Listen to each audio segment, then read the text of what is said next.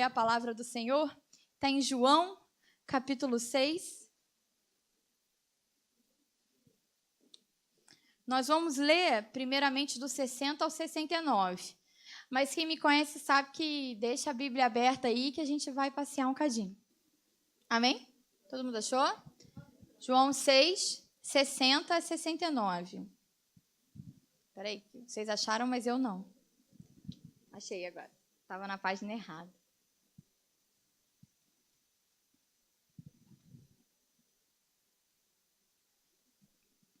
E diz assim: muitos dos seus discípulos, tendo ouvido tais palavras, disseram: duro é este discurso, quem o pode ouvir?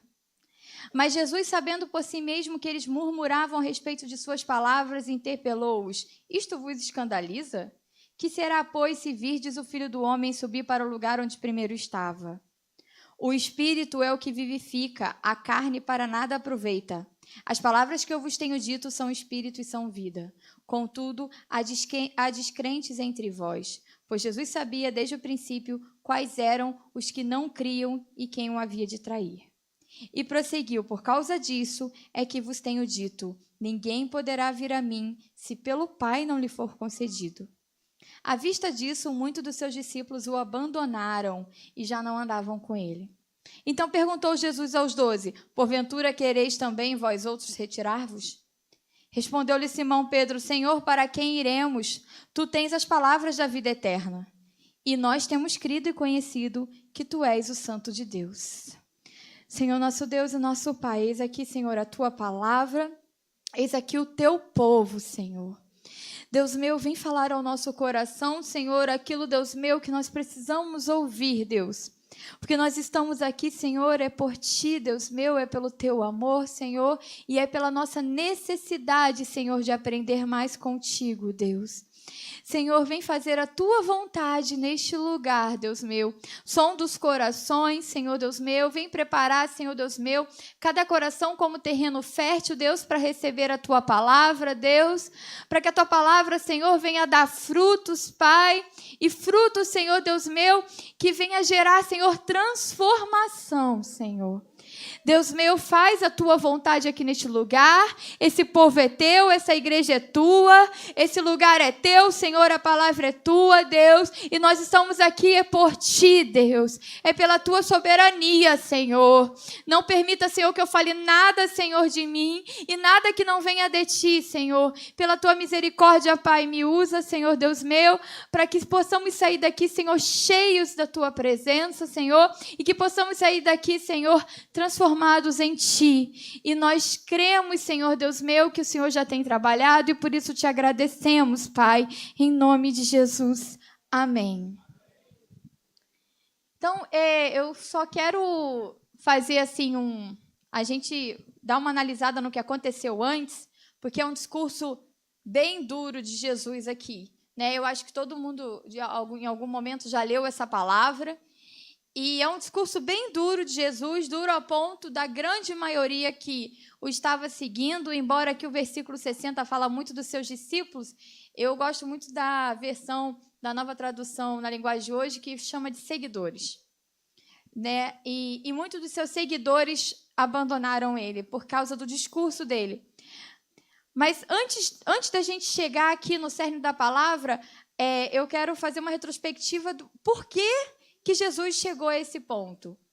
E aí, então, desde lá do começo do capítulo 6, né, a gente vai ver no início do capítulo 6, mais ou menos de 1 ao 15, o episódio em que a gente vê a multiplicação de pães. O que acontecia? As pessoas seguiam Jesus porque sabiam que ele curava, sabiam que ele fazia sinais e maravilhas. Então, as pessoas seguiam, a multidão seguia Jesus. E aí, então, estavam lá e ele estava curando, ele se compadecia daquela multidão e curava aquela multidão.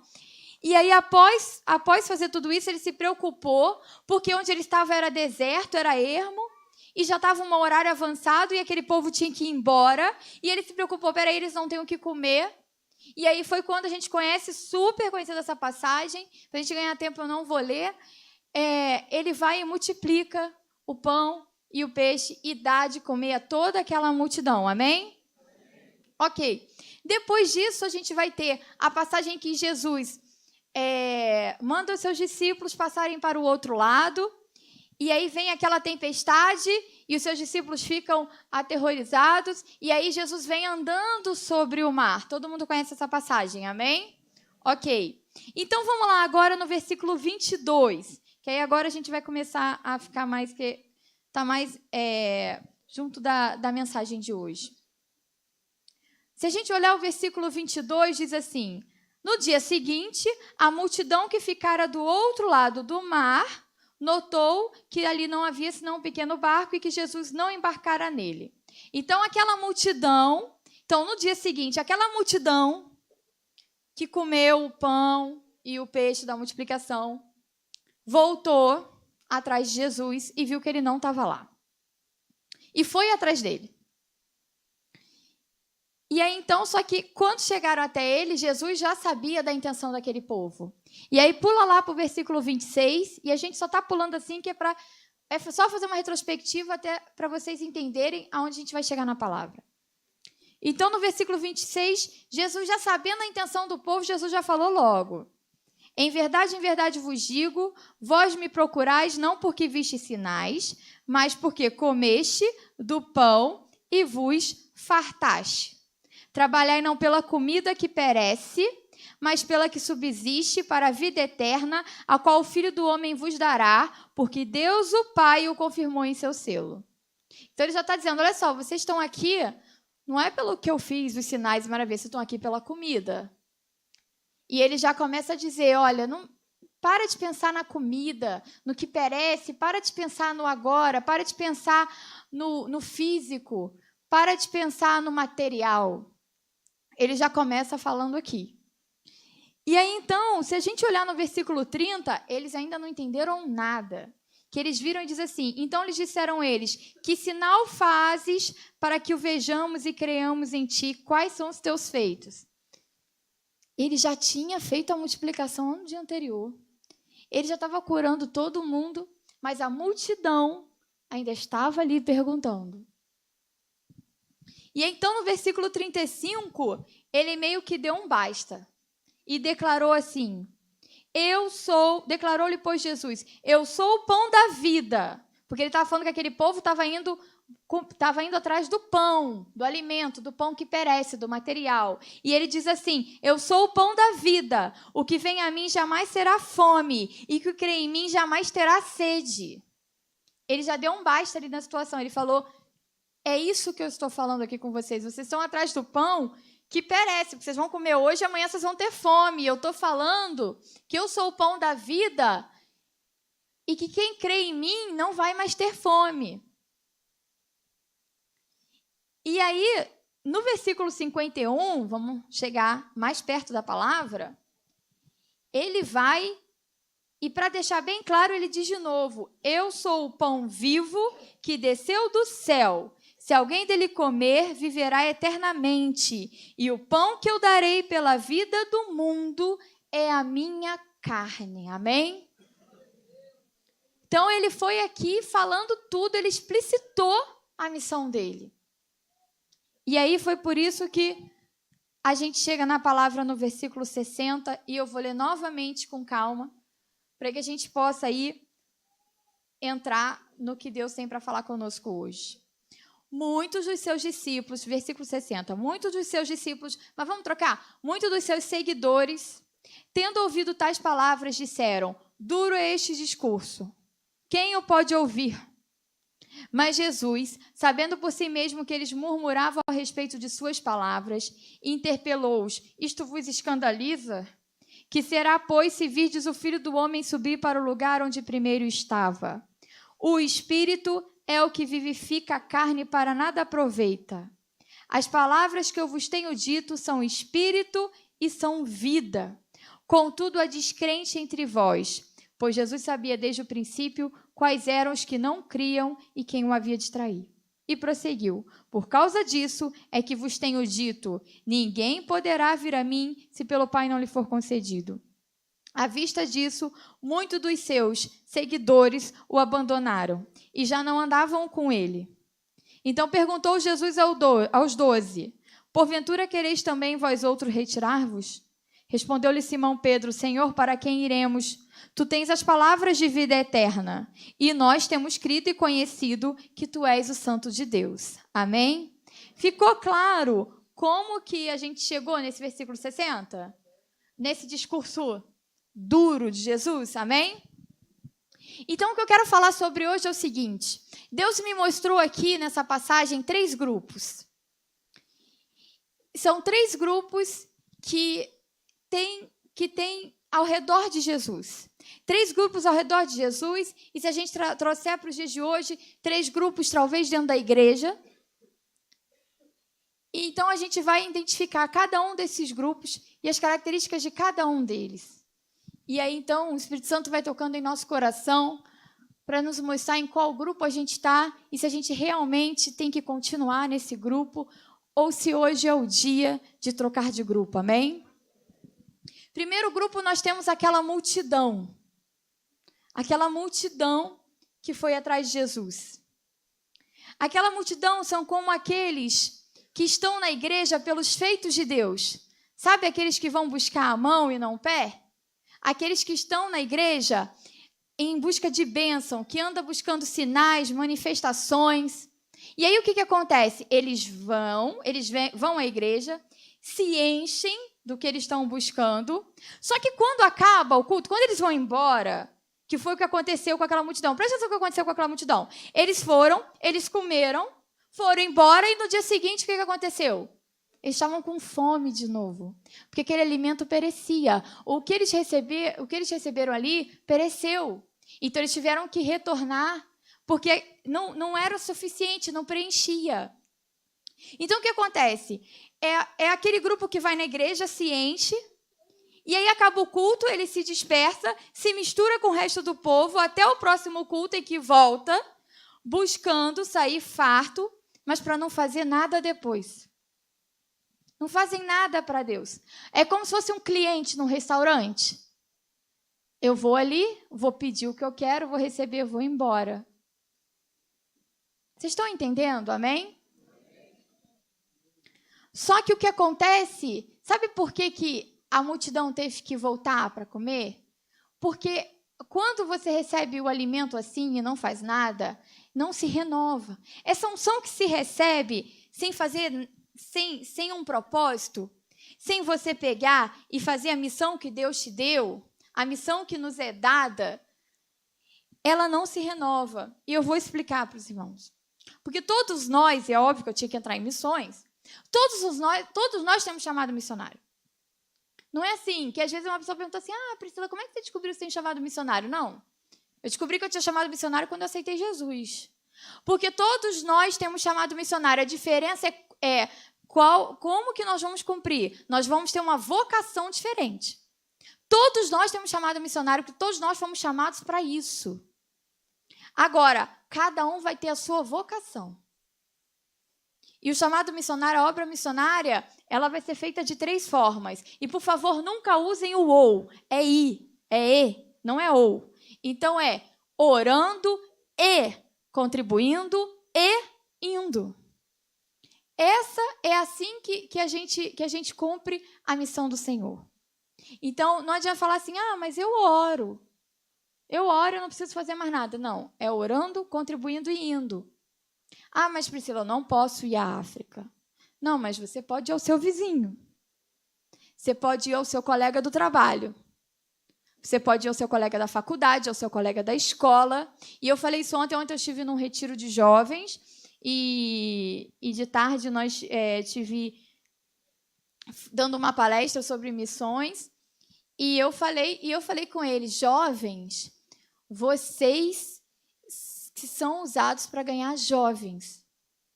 Os jovens que estão no mundo, eles vão ser ganhos por vocês, jovens, que estão na igreja. Vocês são a maior força para ganhar os jovens que estão no mundo.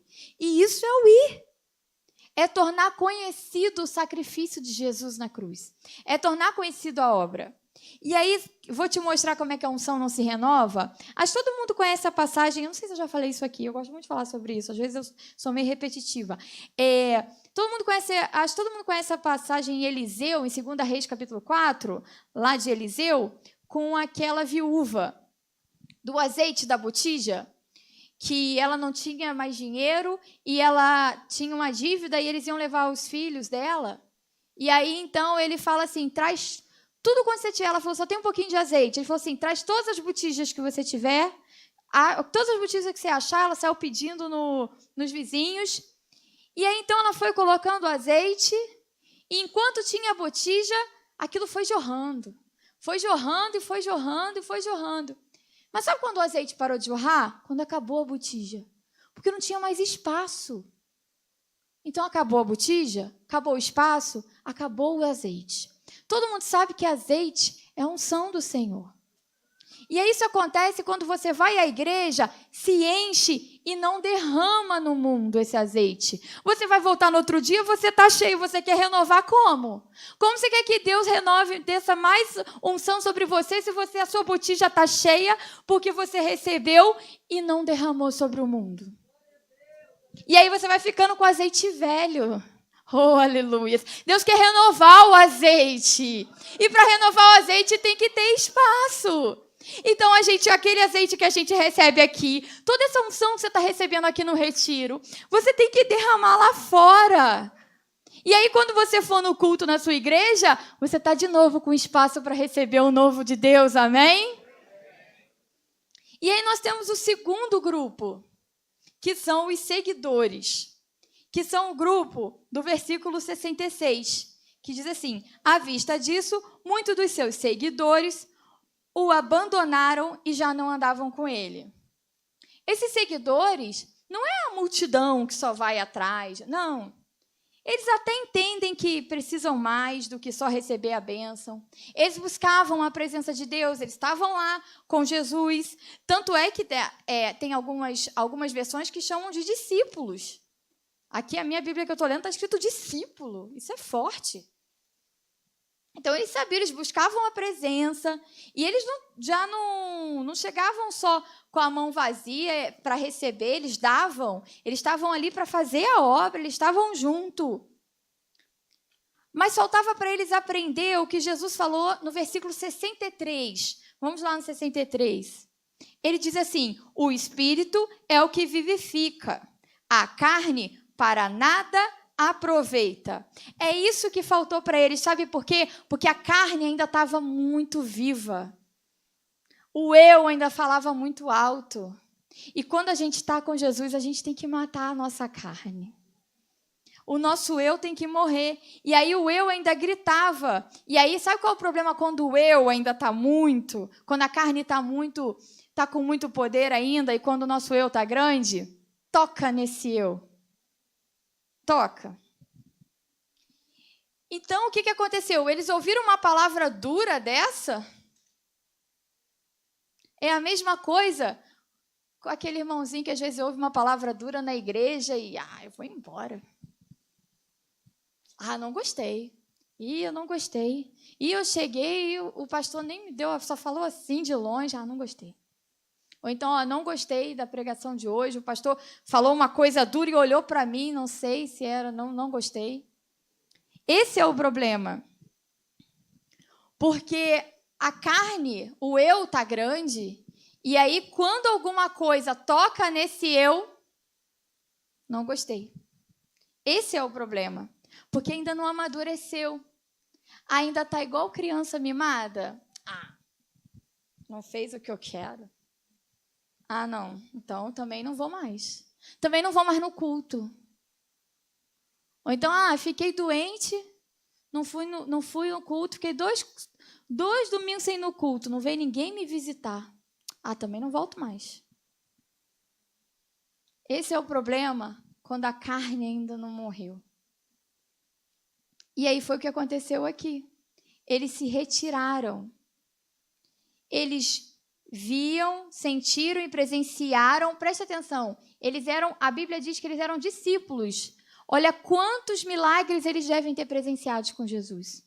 Olha quantas maravilhas eles presenciaram com Jesus. Olha quanta coisa eles presenciaram. Mas não foi o suficiente para segurar eles do lado de Jesus quando Jesus trouxe uma palavra mais dura. E é isso que às vezes acontece com esse segundo grupo dos seguidores na igreja.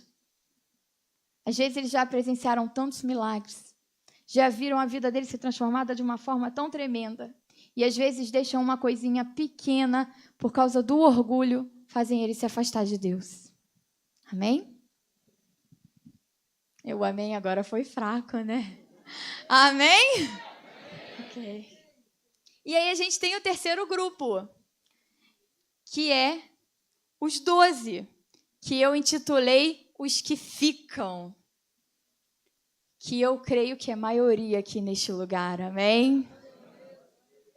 Que são aqueles que vêm à igreja com a mão cheia para dar algo a Deus.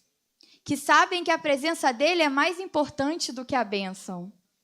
Que já mataram a sua carne e que sabem que o que importa é Cristo e que estão aqui por ele, não para receber honra, ou ouvir elogios, ou ter a sua vontade feita. E são humanos, claro que são. E vão se magoar, claro que vão. Gente, imagina. Gente, olha só no versículo 67. Imagina como deve ter magoado os discípulos terem ouvido isso. Pensa, Jesus faz o discurso, vai embora todo mundo, fica só eles, e eles pensando que Jesus vai falar assim, ei, vocês ficaram. Que vai rolar aquele elogio, né? Vocês ficaram, vocês não foram embora. E aí Jesus diz assim, então, quereis também vós retirar-vos? E aí, vocês não vão também não? Pô, deve ter doído, cara.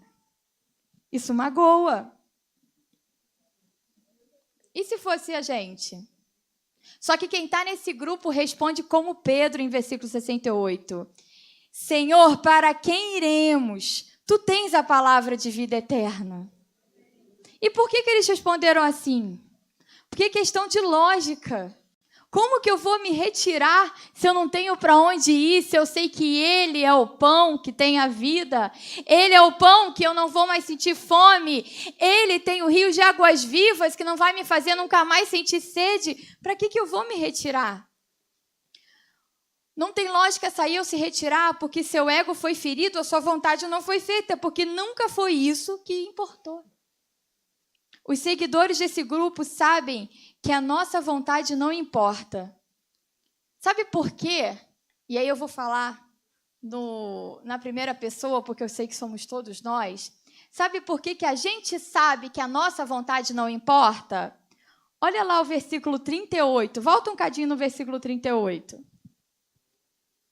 Jesus falou assim, porque eu desci do céu, não para fazer a minha própria vontade, e sim a vontade daquele que me enviou. Então, se nem a vontade de Jesus importava, é a nossa que vai importar? Porque nós sabemos que nós estamos aqui para Ele. Romanos 11, 34 e 36 diz assim, eu vou ler aqui, não precisa abrir. Quem, pois, conheceu a mente do Senhor? Ou quem foi o seu conselheiro? Ou quem primeiro deu a ele para que ele venha a ser restituído? Porque dele, e por meio dele, e para ele, são todas as coisas. A ele, pois, a glória eternamente. Amém. É por isso que os que ficam não se preocupam com o discurso duro. Não se preocupam se é a sua vontade que está sendo feita ou não. E não dá para falar sobre obedecer chamado missionário se a gente não for um desses do grupo que fica. Para quem é de multidão e para quem só é seguidor, não consegue seguir chamado missionário. Então não adianta, às vezes, eu vir para cá e falar, vocês têm que fazer missões, vocês têm que fazer missões. Não adianta só fazer isso. Se a gente não fizer uma autoanálise de em que grupo nós estamos. Porque se a gente não estiver no grupo dos que ficam, a gente não consegue ir. Amém? Vamos ficar de pé? Eu quero ler aqui uma palavra que está em Lucas 9, 62, não precisa abrir.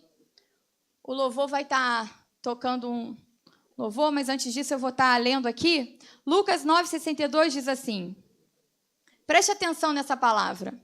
Quem começa a arar a terra e olha para trás, não serve para o reino de Deus. Deus procura os fiéis que ficam, sem olhar para trás, sem recuar. Aqueles que fixam os olhos nele e entendem que ele é o suficiente. Deus está procurando o grupo dos que ficam. Porque se a gente olhar para trás, em qualquer situação, alguém falou alguma coisa que a gente não gostou, ou qualquer situação, se a gente olhar para trás, a gente não vai conseguir seguir o que tem lá na frente. Você imagina esses missionários lá no campo, tudo que eles estão passando, se eles simplesmente resolverem olhar para trás? E Jesus falou: quem começa a arar a terra e olhar para trás não serve para o reino de Deus.